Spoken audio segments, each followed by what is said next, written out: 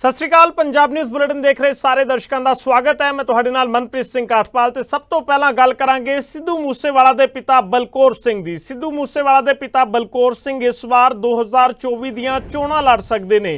तां मूसेवाला दे कतल दा इंसाफ लैण दे लई चोणां लड़ सकते हैं मूसेवाला दे पिता बलकौर सिंह। तो मूसेवाला दे पिता भी राजनीति दे विच कदम रख सकते हैं। तो नौजवानों ने मूसेवाला दे पिता नूं अपील की है कि 2024 दीयां चोणां दे राही लोक सभा दे विच पहुंचिया जाए। उस दे लई उन्हां नूं अपने पुत दा कतल जो होया उसका इंसाफ लैना वो सौखा होवेगा।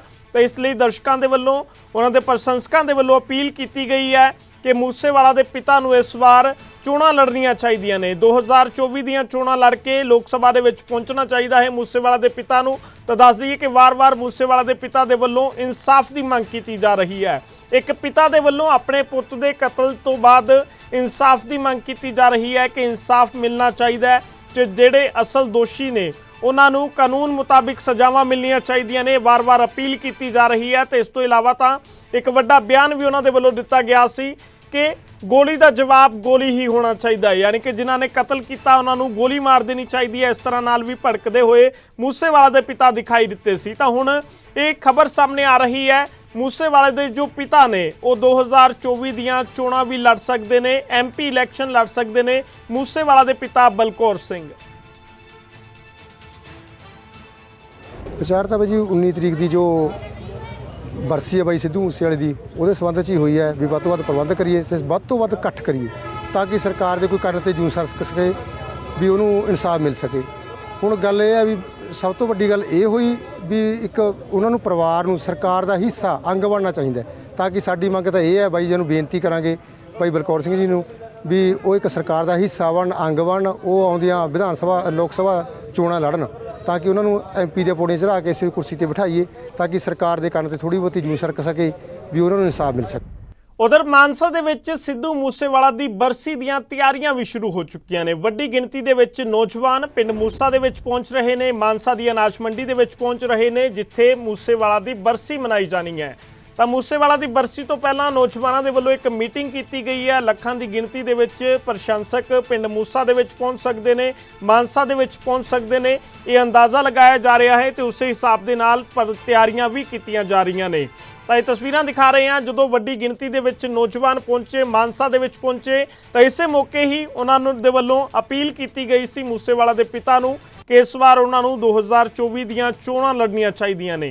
तो यह भी दस दईए कि ये जिहड़ियां तैयारियां चल रही ने तो उस तो पहला अज एक वड्डी मीटिंग की गई है। तो इस मीटिंग दे विच तैयारियां नूं लैके सारा जायजा भी लिया गया। तो इस दौरान ड्यूटियां भी लगाईयां गईयां नौजवानों दियां जो उन्होंने प्रशंसकों दियां जो सिद्धू मूसेवाला की तैयारी दे बरसी के मौके के उत्ते जिहड़े दूर दूर तो प्रशंसक पहुंचणगे उन्हां दे रहण दा इंतजाम ते जिहड़े होर इंतजाम करने होणगे तो उस सब दे लई ये तैयारियां कीतियां जा रहीआं ने।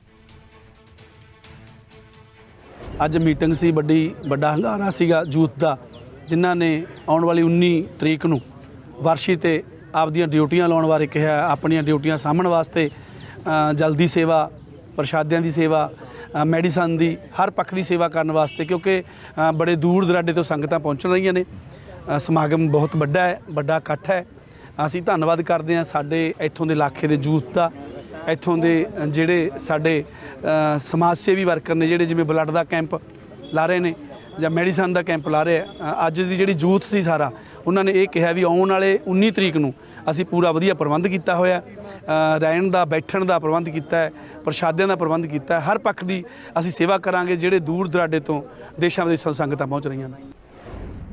उधर मूसेवाला के पिता बलकौर सिंह ने एक बार फिर तो सरकार के उत्ते सवाल चुके ने। लारेंस बिश्नोई नूं हीरो बना के पेश किया जा रहा है। एक वड्डा बयान दिता गया मूसेवाला के पिता बलकौर सिंह के वलों तो यह भी कह दिता कि मूसेवाला के खिलाफ हुण सोशल मीडिया के उत्ते पोस्टां पाईयां जा रही ने। तो पोस्टां उस वेले पाईयां जा रही ने जदों हुण सिद्धू मूसेवाला दे लई बरसी का एक प्रोग्राम रखा गया है। हज़ारां लखां की गिणती दे विच उत्थे लोकां ने पहुंचना है। तो इत्थों तक कह दिता कि पुलिस नूं हाले तक मास्टरमाइंड की भी पछाण नहीं हुई है कि उसके पुत के कतल के लिए मास्टरमाइंड कौन सी किस दे वल्लों साजिश रची गई सी। मैनूं सब तो मंदभागी गल है साडे ला एंड आर्डर का जिहड़ा जुलूस निकलण वाली गल है सारी वो सानूं भी बहुत बुरी लगी। मैं भी काफ़ी परेशान होया उस गल नूं जदों तो मैं वो देखिया। पर ਸਾਰੀਆਂ ਸੋਚੀਆਂ ਸਮਝੀਆਂ ਚਾਲਾਂ ਨੇ ਸਾਰੀਆਂ। ਇੱਕ ਪਾਸੇ ਇੱਕ ਬਦਮਾਸ਼ ਨੂੰ ਜਿਹੜਾ ਇੱਕ ਹੀਰੋ ਬਣਾਉਣ ਦੀ ਕੋਸ਼ਿਸ਼ ਕੀਤੀ ਜਾ ਰਹੀ ਹੈ ਔਰ ਲੋਕਾਂ ਦੇ ਵਿਊ ਲਏ ਜਾ ਰਹੇ ਨੇ। ਉਹਦੇ ਕੋਈ 10 ਪੁਆਇੰਟ, ਬਦਮਾਸ਼ ਦੇ 10 ਪੁਆਇੰਟ ਕੀ ਹੋਣਗੇ ਜਿਸ ਤਰ੍ਹਾਂ ਨਾਲ ਉਹਨੂੰ ਐਲਈਡੀਆਂ ਲਾ ਕੇ ਵਿਖਾਇਆ ਜਾ ਰਿਹਾ ਹੈ। ਸੋ ਮੰਦਭਾਗਾ ਹੈ, ਆਉਣ ਵਾਲੇ ਇਨ ਫਿਊਚਰ ਇਹਦੇ ਜਿਹੜੇ ਰਿਜ਼ਲਟ ਹੈ ਮਾੜੇ ਨਿਕਲਣਗੇ। ਕੋਈ ਚੰਗੀ ਸਿੱਧੂ ਦੀ ਬਰਸੀ ਹੋਣ ਕਰਕੇ ਇਹ ਜਿਹੜਾ ਭੰਡੀ ਪ੍ਰਚਾਰ ਹੈ, ਜੋ ਸਿੱਧੂ ਦੀ ਇਮੇਜ ਨੂੰ ਢਾਹ ਲਾਉਣ ਦੇ ਲਈ ਜੋ ਇਹ ਅਡੰਬਰ ਰਚਿਆ ਜਾ ਰਿਹਾ ਸਾਰਾ, ਅਸੀਂ ਭਲੀਭਾਂਤ ਸਮਝ ਰਹੇ ਹਾਂ ਸਾਰੀ ਗੱਲ ਨੂੰ, ਪਰ ਸਿੱਧੂ ਦਾ ਇਹ ਕੁਛ ਨਹੀਂ ਕਰ ਸਕਦੇ। ਜੋ ਲੋਕਾਂ ਦੇ ਵਿੱਚ ਸਿੱਧੂ ਨੇ ਆਪਣੀ ਜਗ੍ਹਾ ਬਣਾਈ ਹੈ ਉਹ ਬਰਕਰਾਰ ਰਹੂਗੀ, ਪਰ ਇਹਨਾਂ ਲੋਕਾਂ ਵੱਲੋਂ ਕੋਸ਼ਿਸ਼ ਕੀਤੀ ਜਾ ਰਹੀ ਵੀ ਸਿੱਧੂ ਨੂੰ ਬਦਨਾਮ ਕੀਤਾ ਜਾਵੇ ਔਰ ਉਹਦੀ ਬਰਸੀ ਤੇ ਘੱਟ ਲੋਕ ਪਹੁੰਚਣ। ਸਿੱਧੂ ਦੇ ਜਿੰਨੀਆਂ ਵੀ ਅੱਜ ਤੱਕ ਵੀਡੀਓ ਖਿਲਾਫ ਪਈਆਂ ਹੋਈਆਂ ਨੇ ਉਹ ਕੱਲ੍ਹ ਦੀਆਂ ਸਾਰੀਆਂ ਅਪਲੋਡ ਹੋ ਗਈਆਂ, ਚਾਹੇ ਉਹਦੀ ਇਲੈਕਸ਼ਨ ਲੜਨ ਵੇਲੇ ਦੀ ਹੋਵੇ, ਚਾਹੇ ਕੋਈ ਕਿਸੇ ਵੀ ਕਿਸਮ ਦਾ ਕਦੇ ਸਿੱਧੂ ਦਾ ਵਿਰੋਧ ਹੋਇਆ ਹੋਣਾ ਉਹਦੇ ਜਿਉਂਦੇ ਜੀ, ਉਹ ਕੱਲ੍ਹ ਦਾ ਮੈਂ ਦੇਖ ਰਿਹਾ ਸੋਸ਼ਲ ਮੀਡੀਆ 'ਤੇ ਬਹੁਤ ਅਪਲੋਡ ਹੈ। ਬਹੁਤ ਗਿਣੀ ਮਿੱਠੀ ਸਾਜ਼ਿਸ਼ ਦੇ ਅਧੀਨ ਸਾਰਾ ਕੁਝ ਹੋ ਰਿਹਾ, ਪਰ ਲੋਕ ਸਮਝ ਹਾਲੇ ਤੱਕ, ਕਿਉਂਕਿ ਮੇਰੇ ਕੋਲ ਵੀ ਇਹੋ ਜਿਹਾ ਕੋਈ ਸੋਰਸ ਤਾਂ ਹੈ ਨਹੀਂ ਵੀ ਮੈਂ ਇਹਨੂੰ ਪੜਤਾਲ ਲਵਾਂ ਵੀ ਇਹ ਕਿੱਥੋਂ ਬਣੀ ਹੈ, ਪਰ ਬਣੀ ਤਾਂ ਹੈ ਨਾ, ਸ਼ੂਟ ਤਾਂ ਹੋਈ ਹੈ ਔਰ ਉਹ ਪੂਰੀ HD ਹੈ। ਜਿਹਨੂੰ ਆਪਾਂ ਕੋਈ ਇੱਦਾਂ ਸਕਾਈਪ ਦੇ ਜ਼ਰੀਏ ਜੁੜ ਗਏ ਜਾਂ ਤੁਸੀਂ ਸਮਝਦੇ ਹੋ ਗੱਲ ਨੂੰ, ਕੋਈ ਵੀਡੀਓ ਨੂੰ ਇਸ ਤਰ੍ਹਾਂ ਹੀ ਹੈ ਜਿਵੇਂ ਆਪਾਂ ਆਮੋ ਸਾਹਮਣੇ ਬਹਿ ਕੇ, ਕਿਉਂਕਿ ਉਹਦੀ ਜਿਹੜੀ ਕੁਆਲਿਟੀ ਹੈ ਬੜੀ ਹਾਈ ਲੈਵਲ ਦੀ ਹੈ ਔਰ ਉਹਨੂੰ ਐਡਿਟ ਕਰਕੇ ਜੋ ਚੀਜ਼ ਉਹਨੂੰ ਚਾਹੀਦਾ। ਇਹਦੇ 'ਚ ਲਾਰੈਂਸ ਦਾ ਵੀ ਮੈਨੂੰ ਇੰਨਾ ਜ਼ਿਆਦਾ ਕਸੂਰ ਨਹੀਂ ਲੱਗਦਾ, ਕਿਉਂਕਿ ਲਾਰੈਂਸ ਨੂੰ ਵੀ ਵਰਤਿਆ ਗਿਆ। ਉਹਨਾਂ ਨੇ ਲਾਰੈਂਸ ਨੂੰ ਤੋਂ ਜਿਹੜੀ ਚੀਜ਼ ਕਹਾਉਣੀ ਹੈ ਉਹੀ ਚੀਜ਼ ਹੀ ਕਹਾਈ ਹੈ, ਬਾਕੀ ਨੂੰ ਕੱਟਿਆ ਗਿਆ ਵਿੱਚੋਂ। ਕਦੀ ਪੱਤਰਕਾਰਤਾ ਦੇ ਵਿੱਚ ਇਸ ਤਰ੍ਹਾਂ ਦਾ ਹੋਇਆ ਵੀ ਕਿਸੇ ਹਵਾਲਾਤੀ ਦੀ ਇੱਦਾਂ ਹੋ ਜਾਏ, ਕਨਵਿਕਟ ਵਿਅਕਤੀ ਦੀ ਕੋਈ ਇੱਕ ਅੱਧਾ ਕੇਸ ਉਹਨੂੰ ਮਿਲ ਸਕਦਾ ਕਦੇ ਹੋ ਗਿਆ ਹੋਵੇ, ਪਰ ਇਸ ਵਿਅਕਤੀ ਦੀ ਇੰਟਰਵਿਊ ਹੋਣਾ ਤਾਂ ਇੱਕ ਪੱਤਰਕਾਰਤਾ 'ਤੇ ਵੀ ਬਹੁਤ ਵੱਡਾ ਸਵਾਲ ਹੈ ਤੇ ਲਾਅ ਐਂਡ ਆਰਡਰ 'ਤੇ ਤਾਂ ਹੈਗਾ ਹੀ ਹੈਗਾ। ਔਰ ਇਹ ਇੱਕ ਸਿੱਧੂ ਦੀ ਛਵੀ ਨੂੰ ਖਰਾਬ ਕਰਨ ਦੀ ਖਾਤਰ ਨਾ ਜਿਹੜੇ ਅਡੰਬਰ ਸਾਰੇ ਰਚ ਰਹੇ ਨੇ, ਪਰ ਇਹਦੇ 'ਚ ਕਾਮਯਾਬ ਨਹੀਂ ਹੋਣਗੇ। ਸਾਡੇ ਪੱਲੇ ਸੱਚ ਹੈ, ਅਸੀਂ ਸੱਚ ਨੂੰ ਲੈ ਕੇ ਲੋਕ। ਉਧਰ ਪੰਜਾਬ ਦੇ ਵਿੱਚ ਮਾਨ ਸਰਕਾਰ ਦਾ 1 ਸਾਲ ਪੂਰਾ ਹੋਣ ਤੇ ਸੀਐਮ ਭਗਵੰਤ ਮਾਨ ਦਾ ਇੱਕ ਬਿਆਨ ਸਾਹਮਣੇ ਆਇਆ ਹੈ। ਸੀਐਮ ਭਗਵੰਤ ਮਾਨ ਨੇ ਕਿਹਾ ਕਿ ਹੁਣ ਦੂਜਾ ਸਾਲ ਸ਼ੁਰੂ ਹੋਇਆ ਹੈ ਤੇ ਹੁਣ ਦੂਜਾ ਗੇਅਰ ਪਾਇਆ ਜਾਵੇਗਾ ਤੇ ਦੁੱਗਣੀ ਰਫ਼ਤਾਰ ਦੇ ਨਾਲ ਪੰਜਾਬ ਦਾ ਵਿਕਾਸ ਕੀਤਾ ਜਾਵੇਗਾ। ਤਾਂ ਸੀਐਮ ਭਗਵੰਤ ਮਾਨ ਨੇ ਇਹ ਨਾਰਾ ਵੀ ਦਿੱਤਾ ਹੈ, 1 ਸਾਲ ਪੰਜਾਬ ਦੇ ਨਾਲ ਦਾ ਨਾਰਾ ਦਿੱਤਾ ਗਿਆ ਹੈ ਸੀਐਮ ਭਗਵੰਤ ਮਾਨ ਦੇ ਵੱਲੋਂ। ਇਸ ਮੌਕੇ ਤੇ ਸੀਐਮ ਭਗਵੰਤ ਮਾਨ ਨੇ ਪੰਜਾਬ ਸਰਕਾਰ ਦੀਆਂ ਪ੍ਰਾਪਤੀਆਂ ਨੂੰ ਵੀ ਗਿਣਾਇਆ ਤੇ ਪੰਜਾਬ ਦੇ ਵਿੱਚ ਖੁੱਲੇ 500 ਤੋਂ ਵੱਧ ਆਮ ਆਦਮੀ ਕਲੀਨਿਕਾਂ ਦਾ ਜ਼ਿਕਰ ਕੀਤਾ ਤੇ ਜ਼ਿਕਰ ਕੀਤਾ ਸਕੂਲ ਆਫ ਐਮੀਨੈਂਸ ਦਾ ਕਿ 117 ਸਕੂਲ ਆਫ ਐਮੀਨੈਂਸ ਦੀ ਸ਼ੁਰੂਆਤ ਕੀਤੀ ਗਈ ਹੈ ਤੇ ਰੁਜ਼ਗਾਰ ਬਾਰੇ ਬੋਲਦੇ ਹੋਏ ਉਹਨਾਂ ਕਿਹਾ ਕਿ 26,797 ਨੌਜਵਾਨਾਂ ਨੂੰ ਨੌਕਰੀਆਂ ਦਿੱਤੀਆਂ ਨੇ ਮਾਨ ਸਰਕਾਰ ਨੇ ਪਹਿਲੇ ਹੀ ਸਾਲ ਦੇ ਵਿੱਚ। ਤਾਂ ਇਹ ਵੀ ਕਿਹਾ ਗਿਆ ਉਹਨਾਂ ਦੇ ਵੱਲੋਂ ਕਿ ਕਈ ਸਰਕਾਰਾਂ ਦੇ ਵੱਲੋਂ ਤਾਂ 5 ਸਾਲਾਂ ਦੇ ਵਿੱਚ ਵੀ 26,000 ਨੌਜਵਾਨਾਂ ਨੂੰ ਨੌਕਰੀਆਂ ਨਹੀਂ ਦਿੱਤੀਆਂ ਗਈਆਂ। ਤਾਂ ਉਹਨਾਂ ਕਿਹਾ ਕਿ ਪੁਲਿਸ ਨੇ 567 ਗੈਂਗਸਟਰਾਂ ਨੂੰ ਗ੍ਰਿਫਤਾਰ ਕੀਤਾ ਹੈ ਤੇ ਭ੍ਰਿਸ਼ਟਾਚਾਰ ਵਿਰੋਧੀ ਮੁਹਿੰਮ ਤਹਿਤ ਵੀ 380 ਗ੍ਰਿਫਤਾਰੀਆਂ ਹੋਈਆਂ ਨੇ। ਤੇ ਇਸ ਤੋਂ ਇਲਾਵਾ ਕਿਸਾਨਾਂ ਦੇ ਨਾਲ ਜੁੜੇ ਮਾਮਲਿਆਂ ਦੇ ਵਿੱਚ ਬੋਲੇ ਹੋ ਕਿ ਪਰਾਲੀ ਸਾੜਨ ਦੇ ਮਾਮਲਿਆਂ ਦੇ ਵਿੱਚ 30% ਤੱਕ ਕਮੀ ਆਈ ਹੈ। ਤਾਂ ਉਹਨਾਂ ਕਿਹਾ ਕਿ ਅਸੀਂ ਜੋ ਗਰੰਟੀਆਂ ਦਿੱਤੀਆਂ ਸੀ ਆਮ ਲੋਕਾਂ ਨੂੰ, ਪੰਜਾਬ ਦੇ ਲੋਕਾਂ ਨੂੰ, ਉਹਨਾਂ ਗਰੰਟੀਆਂ ਨੂੰ ਇੱਕ ਇੱਕ ਕਰਕੇ ਪੂਰਾ ਕੀਤਾ ਜਾ ਰਿਹਾ ਹੈ ਤੇ ਹਰ ਇੱਕ ਵਾਅਦਾ ਤੇ ਹਰ ਇੱਕ ਗਰੰਟੀ ਜ਼ਰੂਰ ਪੰਜਾਬ ਸਰਕਾਰ ਦੇ ਵੱਲੋਂ ਪੂਰੀ ਕੀਤੀ ਜਾਵੇਗੀ। ਹੁਣ 1 ਸਾਲ ਤੋਂ ਬਾਅਦ ਸਾਡਾ ਕੰਮ ਹੈਗਾ ਪੰਜਾਬ ਨੂੰ, ਜਿਵੇਂ ਆਪਾਂ ਕਹਿੰਦੇ ਹਾਂ 1 ਸਾਲ ਹੋ ਗਿਆ, ਪਹਿਲੇ ਗੇਅਰ ਦੇ ਵਿੱਚ ਜੇ ਆਪਾਂ ਇੰਨਾ ਕੰਮ ਕਰ ਲਿਆ ਤਾਂ ਹੁਣ ਦੂਜਾ ਗੇਅਰ ਪਾਵਾਂਗੇ ਤਰੱਕੀ ਦਾ, ਯਾਨੀ ਕਿ ਸਪੀਡ ਹੋਰ ਵੀ ਫਾਸਟ ਹੋਊਗੀ।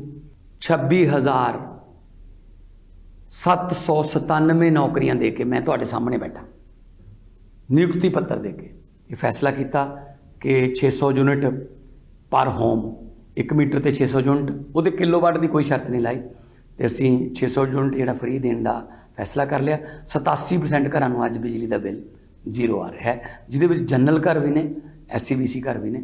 ਸੋ ਸਾਡਾ ਮਕਸਦ 600 ਯੂਨਿਟ ਹੈ। ਸੋ ਪੰਜਾਬੀਆਂ ਲਈ ਇੱਕ ਬਹੁਤ ਵੱਡੀ ਸਹੂਲਤ ਹੈ ਇਹ, ਔਰ ਸਹੂਲਤਾਂ ਦੇਣਾ ਹੀ ਸਰਕਾਰ ਦਾ ਕੰਮ ਹੁੰਦਾ ਹੈ।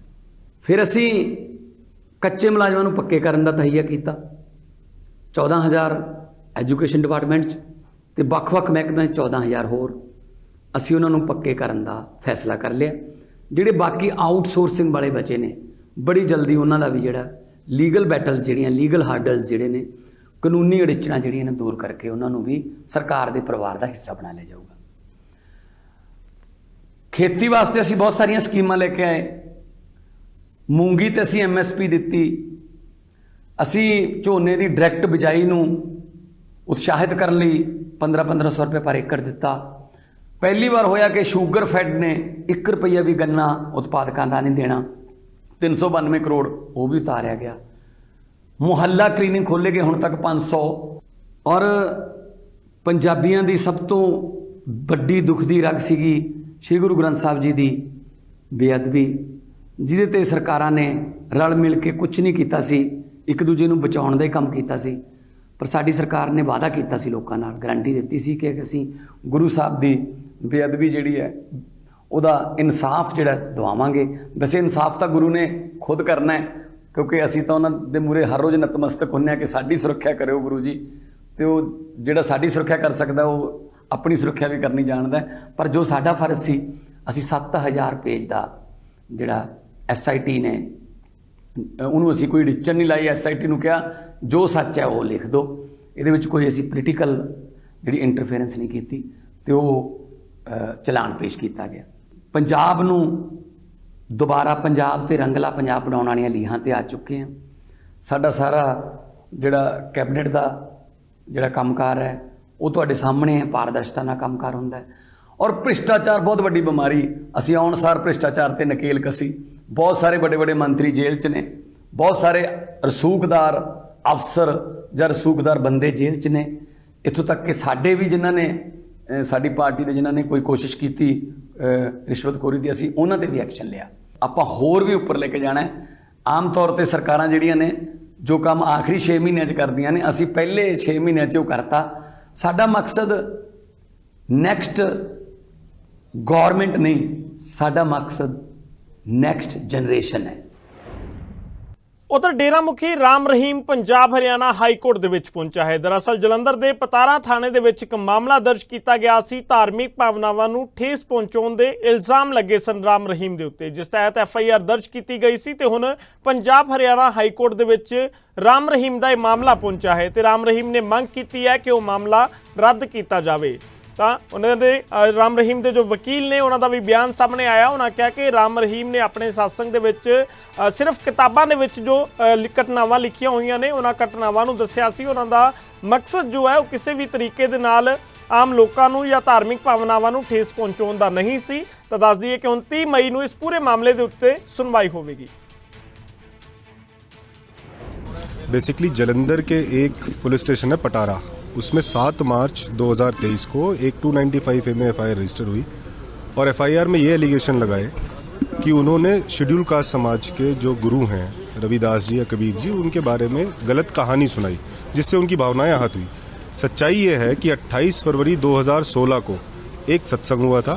सत्संग में जो किताबों में लिखा है उस पर आधारित एक घटना को बताया गया था और उसका उद्देश्य ये था कि ग्रेट गुरु जो कबीर जी थे या रविदास जी थे, उनके जो आदर्श हैं उनमें से एक आदर्श थे कि शिष्य को अपने गुरु के प्रति अटूट प्रेम और विश्वास होना चाहिए, और जब उसके पास अटूट प्रेम और विश्वास होगा तभी वह उनके आदर्शों पर चल पाएगा, अन्यथा मन विचलित होगा और वो कभी भी एक अच्छा संबंध गुरु और शिष्य का नहीं बन पाएगा।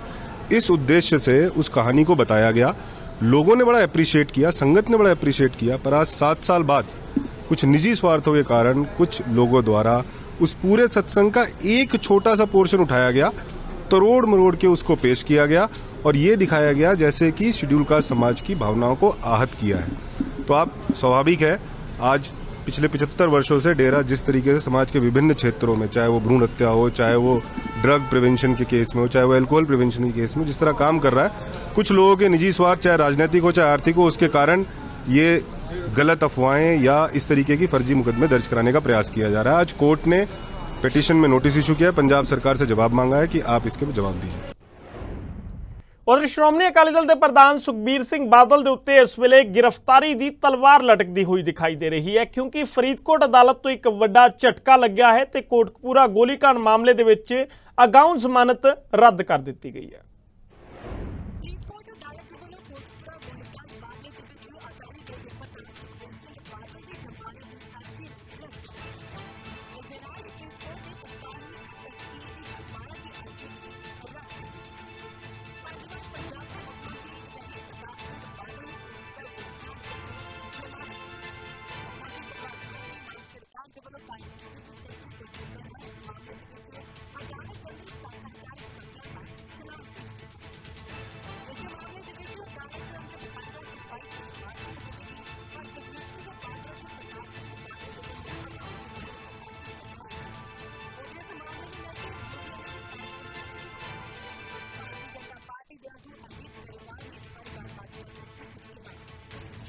ਸਰਦਾਰ ਪ੍ਰਕਾਸ਼ ਸਿੰਘ ਬਾਦਲ ਜੀ ਨੂੰ ਪੂਰਵ ਮੁੱਖ ਮੰਤਰੀ ਪੰਜਾਬ ਫਰੀਦਕੋਟ ਅਦਾਲਤ ਨੇ ਅਗਰਿਮ ਜ਼ਮਾਨਤ ਦੇ ਦਿੱਤੀ ਹੈ ਤੇ ਮੈਂ ਸਮਝਦਾ ਕਿ ਇਹ ਬੜਾ ਸਵਾਗਤਯੋਗ ਕਦਮ ਆ ਅਦਾਲਤ ਦਾ। ਅਸੀਂ ਸਵਾਗਤ ਕਰਦੇ ਹਾਂ, ਪਰ ਮੇਰੀ ਪਾਰਟੀ ਜਿਹੜੀ ਆ ਉਹ ਅਦਾਲਤ ਨੂੰ ਦੇ ਹੁਕਮਾਂ ਦਾ ਹਮੇਸ਼ਾ ਪਾਲਣ ਕਰਦੀ ਆ, ਚਾਹੇ ਉਹ ਸਾਡੇ ਖਿਲਾਫ ਹੋਣ ਜਾਂ ਹੱਕ 'ਚ ਹੋਣ। ਤੇ ਸਰਦਾਰ ਸੁਖਬੀਰ ਸਿੰਘ ਬਾਦਲ ਨੂੰ ਆਪਣੀ ਚਾਰਾਜੋਈ ਕਰਨੀ ਚਾਹੀਦੀ ਆ ਤੇ ਇਸ ਕਰਕੇ ਕਾਨੂੰਨੀ ਚਾਰਾਜੋਈ ਕਰਨ, ਮੈਂ ਇਹ ਸਮਝਦਾ।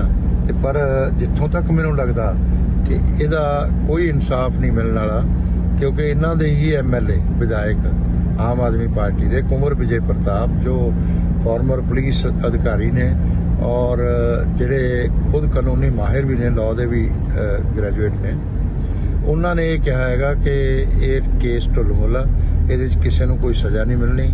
ਔਰ ਮੈਨੂੰ ਨਹੀਂ ਲੱਗਦਾ ਕਿ ਜਿਹੜੇ ਦੋਸ਼ੀ ਨੇ, ਅਸਲ ਦੋਸ਼ੀ ਨੇ, ਉਹਨਾਂ ਨੂੰ ਸਜ਼ਾ ਮਿਲੇਗੀ। ਇਹ ਸਰਕਾਰ ਨੇ ਲੀਪਾਪੋਤੀ ਕੀਤੀ ਆ।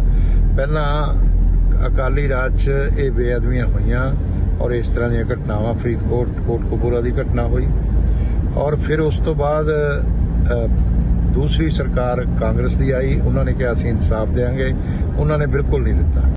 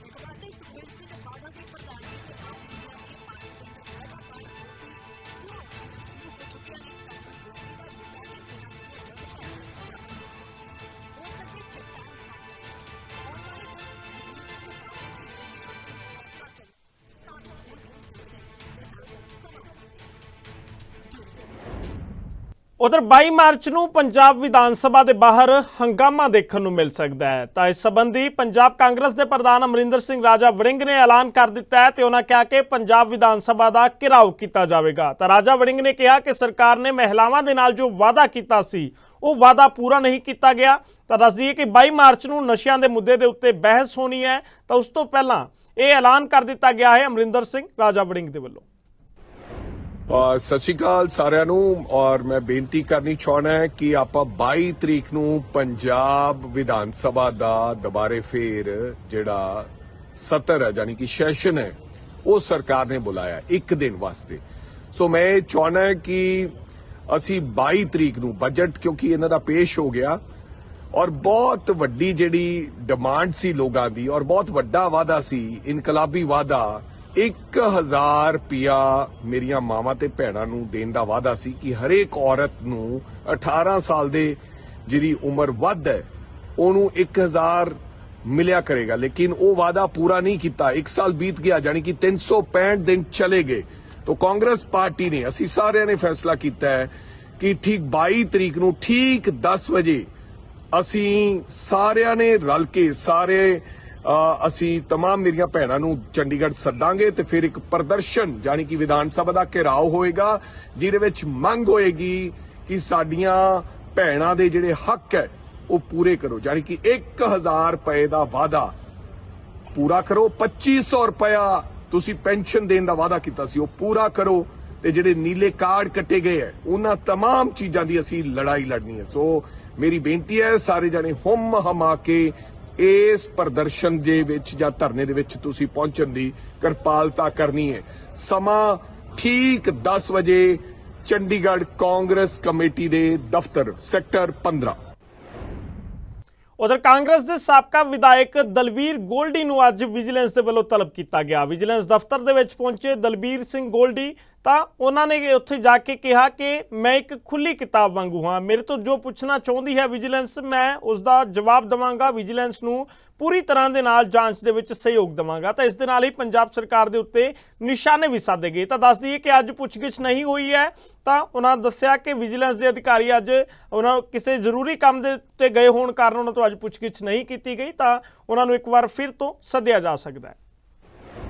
ਇੱਕ ਪਰਵਾਨਾ ਆਇਆ ਸੀਗਾ ਜੀ ਮੇਰੇ ਕੋਲੇ ਡਿਪਾਰਟਮੈਂਟ ਵੱਲੋਂ, ਤੇ ਫਿਰ ਉਸ ਤੋਂ ਬਾਅਦ ਪਹੁੰਚਣ ਤੋਂ ਪਹਿਲਾਂ ਹੀ ਮੇਰੇ ਕੋਲੇ ਕੁਝ ਮੀਡੀਆ ਪੱਤਰਕਾਰ ਸਾਹਿਬਾਨ ਦੀ ਕਾਲ ਆਈ ਕਿ ਤੁਹਾਨੂੰ ਇਸ ਰਿਗਾਰਡਿੰਗ ਬੁਲਾਇਆ ਗਿਆ। ਸੋ ਅੱਜ ਅਸੀਂ ਉਹਦੇ ਬਾਰੇ ਉਸੇ ਬਾਬਤ ਆਏ ਸੀ ਵੀ ਉਹਦੇ 'ਚ ਜਿਹੜਾ ਪਰਵਾਨਾ ਸੀਗਾ ਉਹਦੇ 'ਚ ਕੋਈ ਵਿਸ਼ੇਸ਼ ਕੋਈ ਕਥਨ ਨਹੀਂ ਸੀ ਵੀ ਕਿਸ ਰਿਗਾਰਡਿੰਗ ਬੁਲਾਇਆ ਗਿਆ, ਤੁਹਾਡੇ ਤੋਂ ਕਾਹਦੀ ਜਾਣਕਾਰੀ ਚਾਹੀਦੀ ਆ। ਸੋ ਅੱਜ ਅਸੀਂ ਆਏ ਸੀਗੇ, ਡਿਪਟੀ ਸਾਹਿਬ ਨੂੰ ਕੋਈ ਅਰਜੈਂਸ ਕੋਈ ਉਹਨਾਂ ਦਾ ਕੋਈ ਕਿਤੇ ਜਾਣਾ ਪੈ ਗਿਆ ਉਹਨਾਂ ਨੂੰ, ਤੇ ਉਹਨਾਂ ਨੇ ਕਿਹਾ ਵੀ ਤੁਹਾਨੂੰ ਅੱਜ ਜਾਂ ਕੱਲ੍ਹ ਅਸੀਂ ਦੁਬਾਰਾ ਬੁਲਾਵਾਂਗੇ, ਤੇ ਜੋ ਵੀ ਇਹ ਮੇਰੇ ਤੋਂ ਪੁੱਛਣਾ ਚਾਹੁੰਦੇ ਨੇ ਖੁੱਲੀ ਕਿਤਾਬ ਵਾਂਗੂ ਆ ਹਰ ਇੱਕ ਚੀਜ਼ ਬਿਲਕੁਲ, ਕਿਉਂਕਿ ਜਦੋਂ ਤੁਸੀਂ ਆਪੋਜੀਸ਼ਨ 'ਚ ਹੁੰਦੇ ਹੋ, ਜਦੋਂ ਤੁਸੀਂ ਨੇ ਇੱਕ ਮੁੱਖ ਮੰਤਰੀ ਦੇ ਅਗੇਂਸਟ ਇਲੈਕਸ਼ਨ ਲੜੀ ਹੋਵੇ ਤਾਂ ਫਿਰ ਇੰਨੇ ਕੁ ਇਹ ਚੀਜ਼ਾਂ ਤੁਹਾਨੂੰ ਝੱਲਣੀਆਂ ਪੈਂਦੀਆਂ ਨੇ। ਤੇ ਮੈਂ ਹਮੇਸ਼ਾ ਹੀ ਜਿਹੜਾ ਕਾਨੂੰਨ ਦੇ ਪੱਖ 'ਚ ਖੜ ਕੇ ਉਹਨਾਂ ਦਾ ਜੋ ਵੀ ਮੇਰੇ ਤੋਂ ਉਹਨਾਂ ਨੇ ਪੁੱਛਣਾ ਹੋਊਗਾ ਤੇ ਮੈਂ ਉਹਦੇ ਲਈ ਹਰ ਜਾਂਚ ਲਈ ਤਿਆਰ ਹਾਂ।